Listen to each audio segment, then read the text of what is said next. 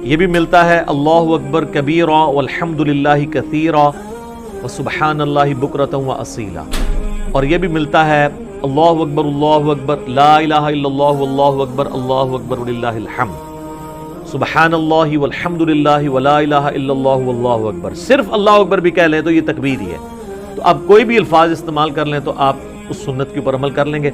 बाकी किन किन मौक़ों पे पढ़ना है, फ़र्ज़ नमाज के बाद पढ़ना है आपने, मुसन्नफ़ इब्न अबी शैबा में और सुनन कुबरा अल बैहक़ी में मौला अली से मिलता है 9 ज़ुल्हिज्जा की सुबह से लेके 13 की असर तक हर फ़र्ज़ नमाज के बाद। और इमाम बुखारी ने तो सही बुखारी में चैप्टर की हेडिंग में तालीकन लिया है कि इमाम बाकिर जो थे वो आम नफली नमाजों के बाद भी तकबीरात बुलंद करते थे। और उसी हेडिंग में लिया है कि हज़रत अबू हुरैरा और इब्न उमर रज़ियल्लाहु अन्हुमा जो है वो बाज़ारों में चलते हुए तकबीरात को भी बुलंद करते थे।